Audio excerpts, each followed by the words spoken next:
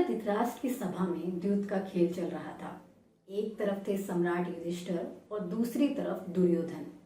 अब शुरुआत में खेल पांडवों की तरफ था, लेकिन जैसे ही शकुनी ने खेल के पासों को अपने जादुई पासों से बदला, सम्राट युधिष्ठिर एक एक कर अपना सब कुछ हार गए, अपना राज्य, अपने भाई और यहाँ तक कि अपनी पत्नी द्रौपदी को भी। अब उस सभा में भीष्म पितामह, विदुर और गुरु द्रोणाचार्य जैसे कई महाज्ञानी बैठे थे। लेकिन ये जानते हुए भी कि दुर्योधन जो कर रहा है वो मॉरली गलत है, कोई भी द्रौपदी के साथ हो रहे अन्याय को रोक नहीं पाया। क्यों? क्योंकि उस सभा में जितने भी लोग बैठे थे वो सभी दुर्योधन के साथ में किसी न किसी टाइज या फिर प्रोमिसेस में बंधे थे, जिसे मॉडर्न लैंग्वेज में हम मोनोपोली कहते हैं। अब ये जीत कर या फिर कब्जा करके पाने वाली पावर तो है नहीं, हाँ, लेकिन जिसके पास होती है वो चाहे जो कर सकता है। जैसे कि इस मैप को देखिए, 75% लिथियम बैटरीज और 70% सोलर पैनल्स का प्रोडक्शन आज की डेट में सिर्फ चाइना के अंदर होता है। पिछले साल 2023 में ग्लोबल 5G इंफ्रास्ट्रक्चर्स के 70% प्रोजेक्ट्स चाइना की हुआई और ZTE के पास थे।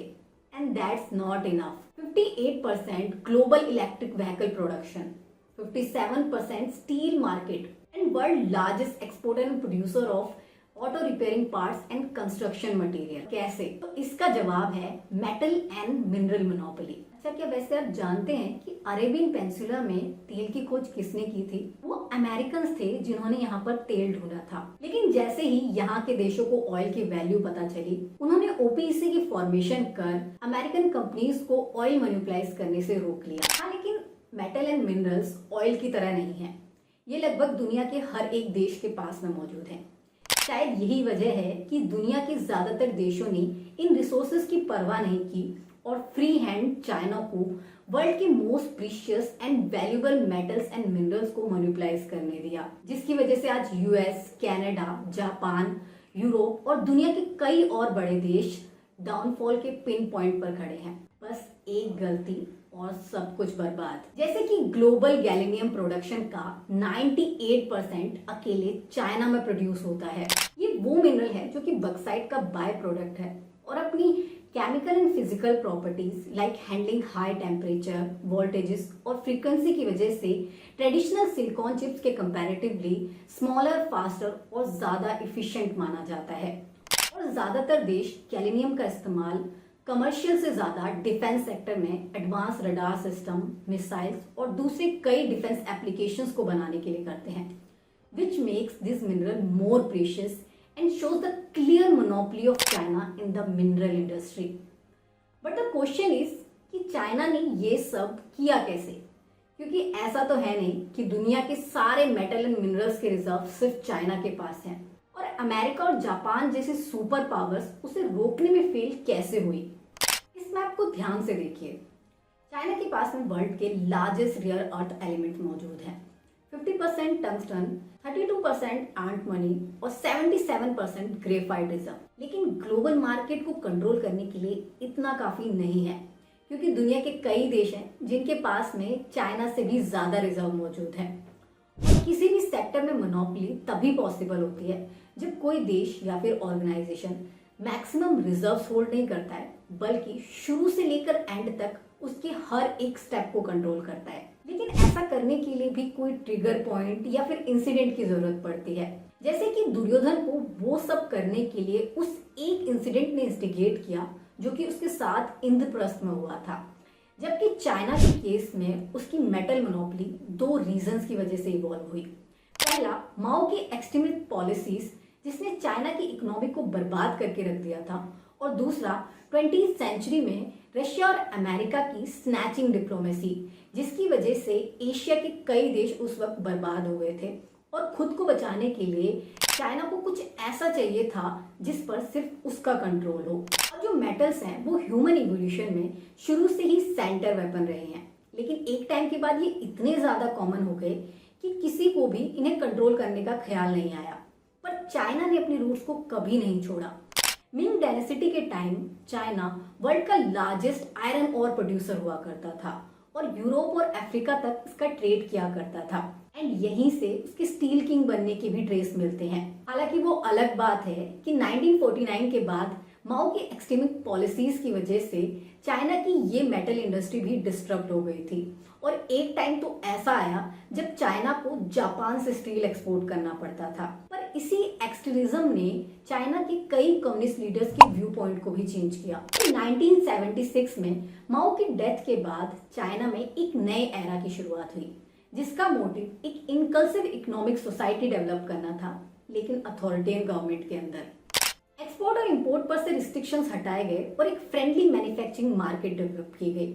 और इसी दौरान दो चाइनीज कंपनी सिनोवा स्टील और बोर स्टील ने ऑस्ट्रेलिया की आयरन और चैनल और ईस्टर्न रेंज में कुछ स्टेक्स खरीदे। और फिर इसके बाद 1992 में एक और कंपनी ने पेरू की मोरक्को आयरन ओर को एक्वायर किया, जो कि उस वक्त चाइना की पहली इंटरनेशनल एक्विजिशन थी। ये मैप साल 2005 का है, जब चाइना के पास में ओवरसीज 7 माइंस थी, और ये है 2018 का मैप। 2018 आते आते चाइनीज कंपनीज के पास में ओवरसीज 60 से ज्यादा माइंस हो गई, जिनकी मार्केट वैल्यू 21 बिलियन डॉलर से ज्यादा है। और ये पॉसिबल हो पाया उसकी दो मेजर पॉलिसीज की वजह से।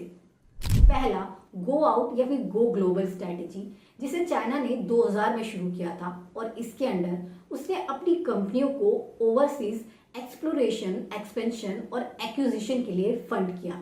वही दूसरी है BRI, belt and road initiative. इस स्ट्रेटेजी के बारे में आपने मीडिया में हजारों बार सुना होगा। ज्यादातर मीडिया हाउस ये कहकर इसे क्रिटिसाइज करते हैं कि इसके जरिए चाइना दूसरे देशों को डेप्थ डिप्लोमेसी में फंसा रहा है, पर कैसे और क्यों, इसका प्रॉपर और क्लियर आंसर कोई नहीं देता। एक्चुअल में देखा जाए तो BRI बहुत ही ज्यादा कॉम्प्लेक्स स्ट्रेटेजी है, और चाइना का इसे लेकर प्लान डेप्थ डिप्लोमेसी से तो बहुत बड़ा है, लेकिन इसके बारे में हम किसी और वीडियो में बात करेंगे। अभी के लिए ये समझते हैं कि BRI ने मेटल एंड मिनरल इंडस्ट्री को कैसे मैनिपुलाइज किया। तो इसका सिंपल सा स्टेप है collaborating and signing trade agreements with other countries, जो कि आज की डेट में दुनिया का हर एक देश करता है। बस चाइना के केस में फर्क इतना है कि उसकी इन्वेस्टमेंट और ट्रेड एग्रीमेंट्स इतने ज्यादा कॉम्प्लिकेटेड होते हैं कि इनके इम्पैक्ट्स को शुरुआत में समझना किसी के लिए भी मुश्किल होता है। अब BRI से पहले चाइना का ओवरसीज माइनिंग जोन ऑस्ट्रेलिया हुआ करता था, जहाँ की माइंस को उसकी कंपनियां कंट्रोल तो कर रही थी, लेकिन यहाँ की स्ट्रिक्ट गवर्नमेंट पॉलिसीज की वजह से उनका इस पर फुल कंट्रोल नहीं था। जबकि BRI के अंडर चाइना ने अपनी ज्यादातर investment Africa, Latin America, central and western Asia और अपनी neighbour countries like north Korea और इंडोनेशिया में की। इसलिए नहीं कि ये गरीब देश है और यहाँ पर इन्वेस्टमेंट करने से उसे लॉन्ग टर्म में फायदा होगा, बल्कि इसलिए भी क्योंकि गो आउट स्ट्रेटेजी के दौरान उसकी कंपनियों को एक्सप्लोरेशन और RD के बाद ये पता चल चुका था कि दुनिया के कौन से देश में सबसे ज्यादा और बेटर रिजर्व्स मौजूद हैं, और इसीलिए सिर्फ अफ्रीका में ही चाइना ने 170 बिलियन डॉलर इन्वेस्ट कर रखे हैं। जैसे कि अफ्रीका का ये जोन, जिसे कॉपर बेल्ट कहते हैं, डेमोक्रेटिक रिपब्लिक ऑफ कांगो और जाम्बिया के अंडर आने वाली ये बेल्ट 77% कोबाल्ट के प्रोडक्शन के लिए रिस्पॉन्सिबल है और वर्ल्ड की हाईएस्ट ग्रेड कोबाल्ट प्रोड्यूस करती है। यहाँ पर चाइना की कंपनियों के 17 प्रोजेक्ट चल रहे हैं, जिसमें से 14 प्रोजेक्ट्स डायरेक्टली BRI के अंडर फंडेड है। इवन चाइना स्टेट बैंक ने अफ्रीका में ऑपरेट कर रही अपनी टॉप 5 कंपनीज की क्रेडिट लिमिट को भी 124 बिलियन डॉलर तक एक्सटेंड कर दिया, ताकि वो इजीली यहाँ पर ऑपरेट कर पाए। वहीं इधर लैटिन अमेरिका में भी सिचुएशन काफी सिमिलर है। अर्जेंटीना, बोलिविया और चिली के अंडर आने वाले इस बफर जोन को लिथियम ट्रायंगल कहा जाता है, जिसका फायदा उठाकर चिली ऑलरेडी वर्ल्ड का सेकंड लार्जेस्ट लिथियम प्रोड्यूसर बन चुका है, और इसीलिए चाइना के लिए वहां पर इन्वेस्ट करने जैसा कुछ खास नहीं था। पर पिछले कुछ सालों में बोलिविया और अर्जेंटीना की माइंस को कंट्रोल करके उसने इस ट्रायंगल से अपना फायदा निकालने की कोशिश जरूर की है। एक सर्वे रिपोर्ट के मुताबिक चाइना ने अपनी FDI का 34% यहाँ पर सिर्फ माइनिंग प्रोजेक्ट्स में लगा रखा है। कुछ वक्त पहले चाइनीज फर्म सिएटल ने बोलिविया में एक लिथियम प्लांट बिल्ड करने के लिए 1.4 बिलियन डॉलर पे किए। वहीं 2022 में पोस्लोस पास्टोस ग्रांडे लिथियम माइन को एक्वायर करने के लिए गमफांग ने 962 मिलियन डॉलर पे किए। इवन यूएन और वेस्ट के अगेंस्ट जाकर नॉर्थ कोरिया और अफगानिस्तान के साथ ट्रेड करने के पीछे भी यही कारण है। दरअसल इन दोनों ही देशों में रेयर अर्थ एलिमेंट्स के रिजर्व मौजूद हैं, जिनका इकलौता बायर चाइना है। Now look at this chart. Africa के 54 कंट्रीज में से 40 कंट्रीज ऐसी हैं जिसमें चाइना ने हैविली इन्वेस्ट कर रखा है, और इसमें से 90% कंट्रीज आज की डेट में चाइना की डेब्ट ट्रैप का शिकार है। और सिर्फ अफ्रीका ही नहीं, south east Asian country Indonesia भी इसी ट्रैप का शिकार है, जिसकी आधे से ज्यादा माइनिंग इंडस्ट्री को चाइना ने कब्जा रखा है। और यहाँ पर इंटरेस्टिंग बात यह है कि ज्यादातर देश चाइना की डेब्ट ट्रैप डिप्लोमेसी के बारे में बहुत अच्छे से जानते हैं, लेकिन इसके बावजूद वो वर्ल्ड बैंक या फिर आईएमएफ से लोन लेने के बजाय चाइनीज बैंक से बिलियन ऑफ डॉलर्स का लोन लेते हैं। और वो सिर्फ इसलिए क्योंकि ये बैंक उन्हें फ्लेक्सिबल रिपेमेंट फैसिलिटी प्रोवाइड कराते हैं, क्योंकि कई देशों की करप्ट इंटरनल ब्यूरोक्रेसी को सूट करता है। और यहाँ पर बहुत बड़ा फॉल्ट अमेरिका का भी है, और वो इसलिए क्योंकि चाइना से पहले यूरोप और अमेरिका ही अफ्रीका के सबसे बड़े ट्रेडिंग पार्टनर हुआ करते थे। 18th सेंचुरी में स्लेव ट्रेड की वजह से पहली बार अमेरिका और अफ्रीका एक दूसरे के कांटेक्ट में आए। वही 20th सेंचुरी में अफ्रीका से यूरोप और अमेरिका कॉपर, गोल्ड, डायमंड्स और इसके अलावा कई और दूसरे मेटल्स सप्लाई किए जाते थे। यूरोप ने अफ्रीका की डायमंड माइंस को खूब एक्सप्लॉइट किया, जबकि अमेरिका के लिए अफ्रीका हमेशा से एक अनडेवलप्ड और पुअर कॉन्टिनेंट था, जिसे फूड और मेडिसिन प्रोवाइड करके वो दुनिया को ये दिखाना चाहता था कि वो कितना महान है। लेकिन उसने एक्चुअल प्रॉब्लम को फिक्स करने की कभी कोशिश ही नहीं की, जिसकी एक वजह ये भी थी कि बोत्सवाना और साउथ अफ्रीका के अलावा साउथ अफ्रीका के ज्यादातर देश सिविल वॉर और करप्ट पॉलिटिक्स से जूझ रहे थे, जिसकी वजह से अमेरिका के पॉलिसी मेकर्स को ये बात समझने में एक लंबा टाइम लग गया कि अफ्रीका एक स्ट्रेटेजिक अलायंस और ग्लोबल ट्रेडिंग पार्टनर भी बन सकता है, जबकि चाइना और रशिया ने इस बात का खूब फायदा उठाया। 2007 से 2017 के बीच अमेरिका और अफ्रीका का ट्रेड 54% कम हुआ, जबकि इसी दौरान अफ्रीका में चाइनीज ट्रेड 200% बढ़ा। यहाँ पर कई आर्म ग्रुप्स हैं जो कि कभी भी कंस्ट्रक्शंस और एक्सप्लोरेशन साइट्स पर हमला कर देते हैं, पर चाइनीज कंपनियों ने इनके साथ भी कोलैबोरेट कर लिया। उन्हें इस बात से कोई फर्क नहीं पड़ता कि ये आर्म ग्रुप्स ह्यूमन एक्ट्स का वायलेशन करते हैं या फिर जबरदस्ती यहाँ के लोगों से माइंस में काम करवाते हैं। वैसे भी अगर कोई आप पर पैसों के लिए डिपेंडेड हो तो पॉलिटिक्स को इन्फ्लुएंस करना या फिर पॉलिसीज को अपने फेवर में शेप करना ज़्यादा मुश्किल नहीं होता। और शायद यही कारण है कि चाइना की ज़्यादातर कंपनियों ने लोकल कंपनीज के साथ कोलैबोरेट करने या फिर उन्हें फंड करने की बजाय यहाँ पर merger and acquisition deal strategy अपनाई। पिछले 10-15 सालों में चाइनीज कंपनीज $10 बिलियन की 350 से ज़्यादा मर्जर एंड एक्विजिशन डील्स कर चुकी है।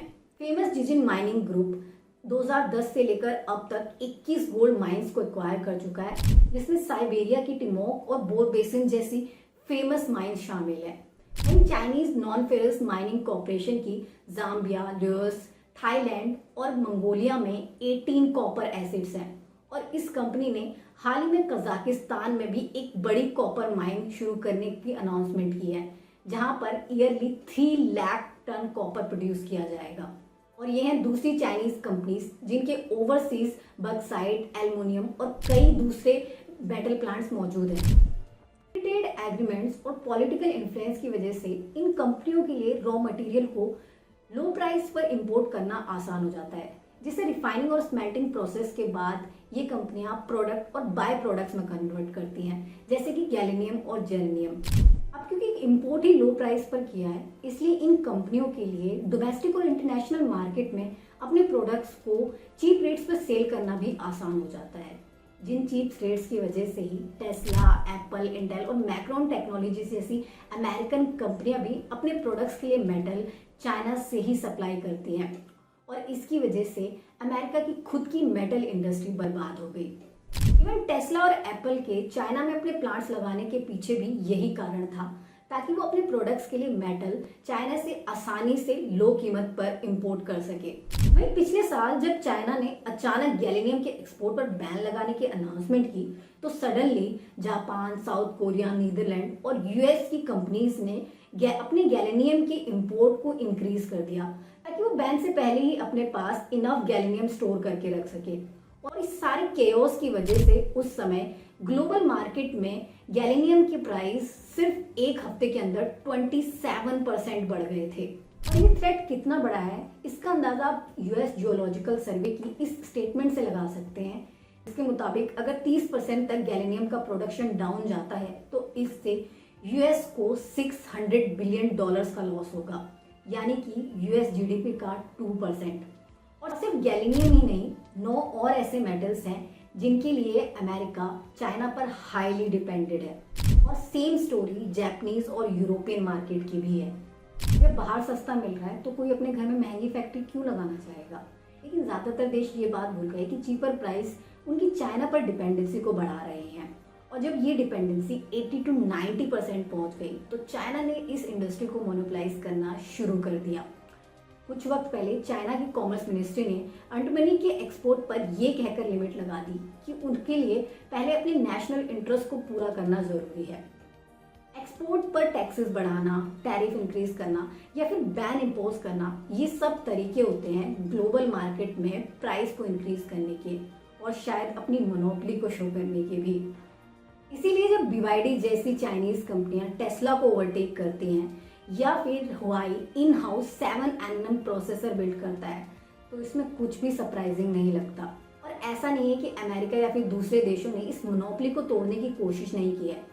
अमेरिका ने पिछले कुछ वक्त में अपनी माइनिंग इंडस्ट्री में इन्वेस्टमेंट को इंक्रीज किया है, यहाँ तक कि अफ्रीका में भी अपनी FDI बढ़ाई है।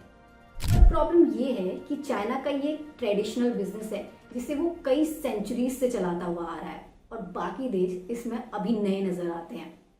और इसीलिए अमेरिका, साउथ कोरिया या फिर जापान चाइना को कितना भी नापसंद क्यों ना करे, लेकिन उनकी ट्रेड शीट चाइना पर उनकी डिपेंडेंसी को शो कर ही देती है। पर कहानी यहीं खत्म नहीं होती, बल्कि ये तो बस शुरुआत है। BRI के पीछे चाइना का एक्चुअल प्लान क्या है?